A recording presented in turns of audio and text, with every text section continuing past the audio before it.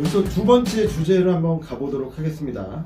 피상속인과 상속인 모두 한국 국적의 국내 거주자이고 상속 재산만 국외에 있는 경우인데요. 자, 질문을 보면 아버지가 3개월 전에 돌아가셨는데요. 돌아가시기 전에 나와 아버지는 부산광역시에 살고 있었습니다. 상속세 신고를 준비하면서 아버지가 일본 후쿠오카현 소재 단독주택 2채를 가지고 있다는 것을 알게 됐는데, 일본에 있는 2채의 주택은 한국의 상속세 과세 대상일까요? 아니면 그렇다라면 어떻게 평가해야 될까요? 지역이 상당히 구체적인데요. 이번에도 그렇습니다.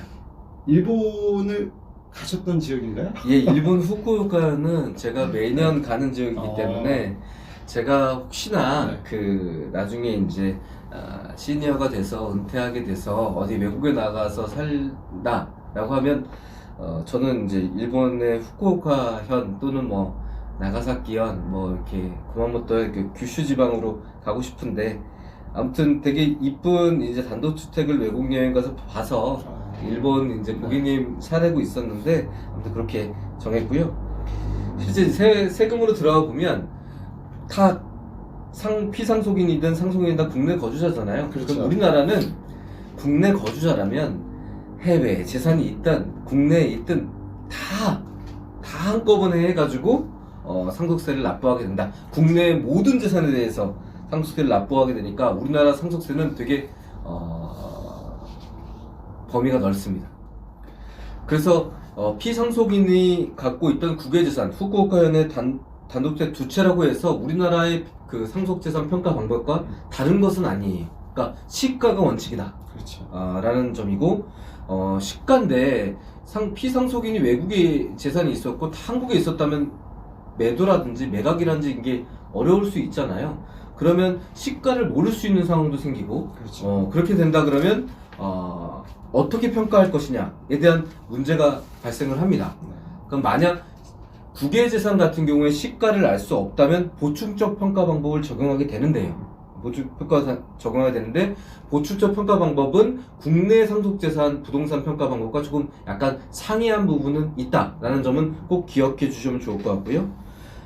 두 번째는 이제 국외재산은 시가가 없는 경우가 종종 있기 때문에 보충적 평가 방법을 할 때는 우리나라 같은 경우에는 개별주택 공시가격 또는 공동주택 공시가격 또는 감정평가액 그 다음에 개별주택 공시가격 또는 공동주택 공시가격 이렇게 순으로 내려갈 수 있음에도 불구하고, 외국 재산 같은 경우에는 일단 감정평가 금액이 우선하느냐, 그렇지는 않고 먼저 개별주택 공시가격, 공동주택 공시가격을 기준시가를 우선하긴 하는데, 만약 우리나라처럼 재산세, 종부세의 과세표준 대상이 되는 부분으로 그 기준시가가 그쪽 일본도 책정되고 있다면 그걸 사용할 수 있겠지만 그렇지 않거든요. 일본은 그런 부분에서 공동주택 공시가격, 개별주택 공시가격에 관련된 지방세, 납세 표준액을 가지고 계산할 수는 없다.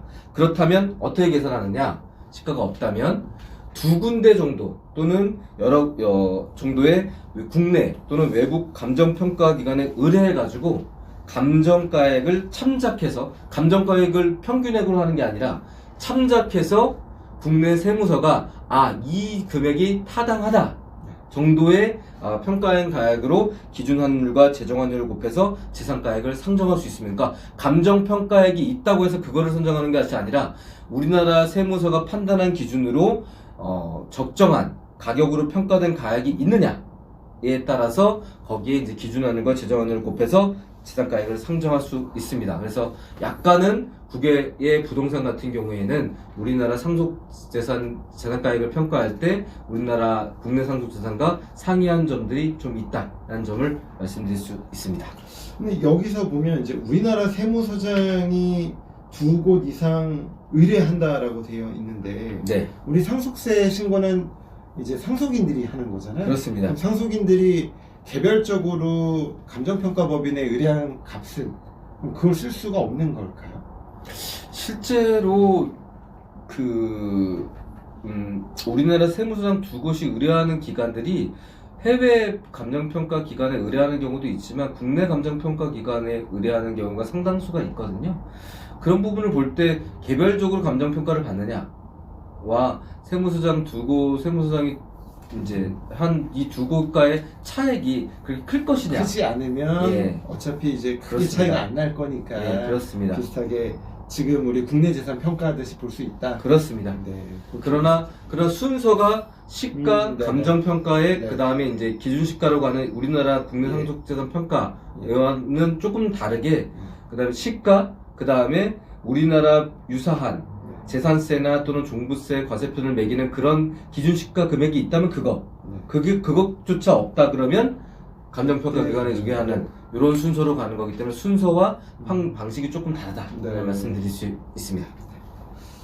하여튼 이게 우리나라가 아닌 다른 나라의 재산과 관련된 평가 방법은 사실 좀 쉽지는 않은 것 같아요. 그렇지만 그래도 이렇게 좀 할 수 있다라는 거 이번 시간을 통해 같이 배워볼 수 있어서 좋았던 것 같습니다. 그리고 자산가분들은 실제 해외에 있는 재산들이 많고 특히나 언론이라든지 이런 부분 때문에 미국이나 해외에 가면은 우리나라와 달리 상속세를 아낄 수 있다라고 하는데 국내에 재산 납두시면 안 되거든요. 그렇죠.